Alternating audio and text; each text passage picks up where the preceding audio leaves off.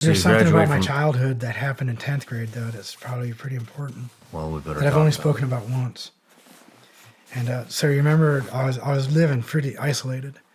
And I was isolated from my family and isolated from my culture. We don't have culture as white people.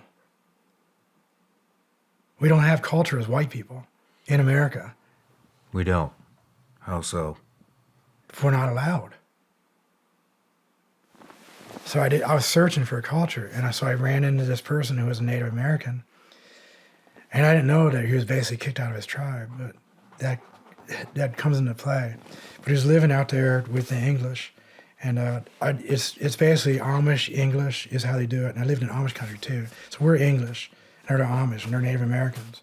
There's 3 different divisions of people in America, and it's only 3 divisions.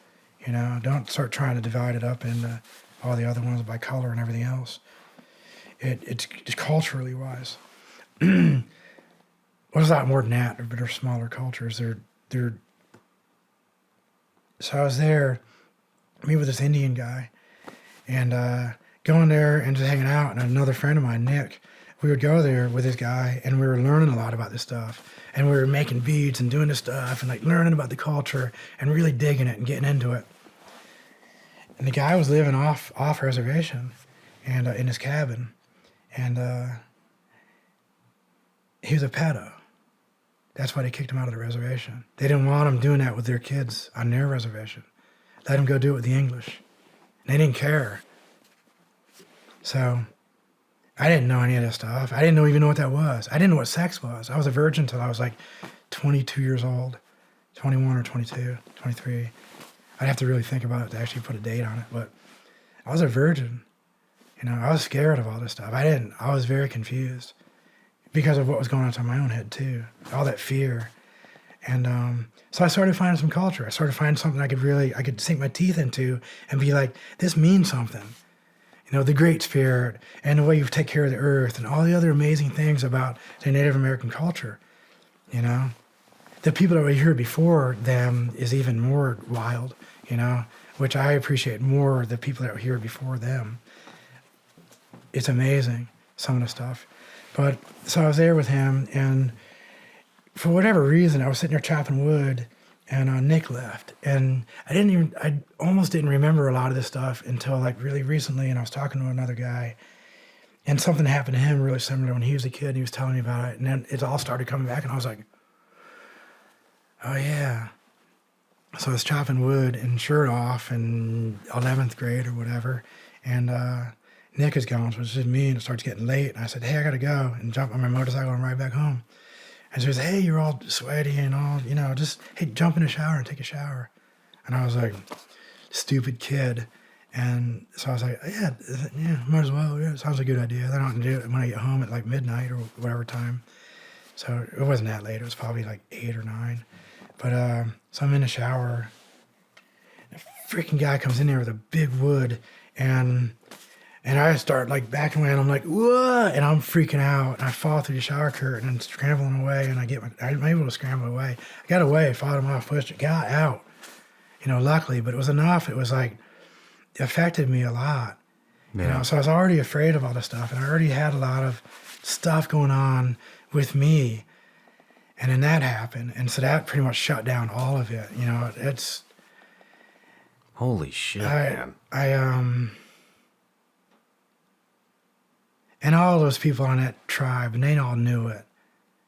And if any of them think about the 80s, and they think about that guy, Patches, and they're all going to know, and every one of them people living on that reservation know that it set us all up. All those English kids that were living out there near him, they knew it. Damn. You know? I got away, but there's a lot of people that don't, you know? And it affects you. And you It affected me greatly. And that's why these drag queens right now, they're dancing for all these kids, and they're half naked and doing all the sexualization in front of these kids. That's why I'm so adamant about these drag queens right now, that they're out there dancing for these kids and they're doing all the sexual stuff. That's pretty much what happened to me when he did that. You know, it didn't go the full thing, you know, luckily, but it was enough. So it's very, very similar to what these drag queens are doing. And I'll tell you what he did definitely affected me. And it's not right. You know, kids are very vulnerable and kids are very influenceable, groomable, or whatever word you want to talk about. If you're sexualizing kids, you know what you're doing, and you know it's wrong, and you know you're harming them kids. And that's why when I'm talking about this stuff, everybody's all mad at me and saying that I hate drag queens, and I never even thought about drag queens. I used to have some drag queens that I might have called friends, that I knew and I was acquaintances with at least. And they were pretty good people. They're nice, you know? But I don't have anything against drag queens. But the second they started being naked in front of kids or doing sexual stuff in front of kids, and it's all sexual. Burlesque is sexual. Do burlesque dancers dance in front of kids? No. Pole dancing is sexual. Do pole dancers dance in front of kids? No. So why do we allow drag queens to do the same thing in front of kids? That's what I'm talking about. If they didn't do that, I'd be like, yeah, do whatever you want. You're in an adult theme area. You're at a bar. It's adult entertainment. If you were doing that, I'd give you a high five, whatever. You know? But as soon as you started doing it in front of the kids, and I saw it, and I was like, this is wrong. And I start calling it out. It's exactly what happened to me, and it affects every one of them kids. And if you're a parent, bring your kid to these drag shows. You're messing your kids up. Whether you think you're being all compassionate to the drag queens, compassionate to the gay community, or whatever you think you're doing. Because they're people too, and we should just support them. Well, don't bring your kids. If you want to give that drag queen dollar bills, you go there and give them as many dollars as you want. But don't give dollar bills to your kids. And if your kid's stuffing dollar bills in somebody's underwear. Are you kidding me? This is why I'm speaking so much.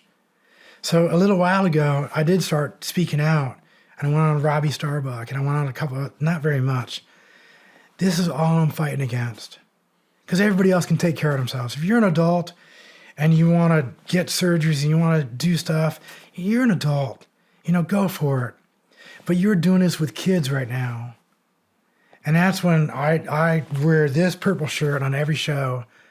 I had to remove everything and make myself in the most plain, maybe even dirty looking, so that you don't even have an inclination that I would ever do that. You know what I mean? Yeah. And they need to stop.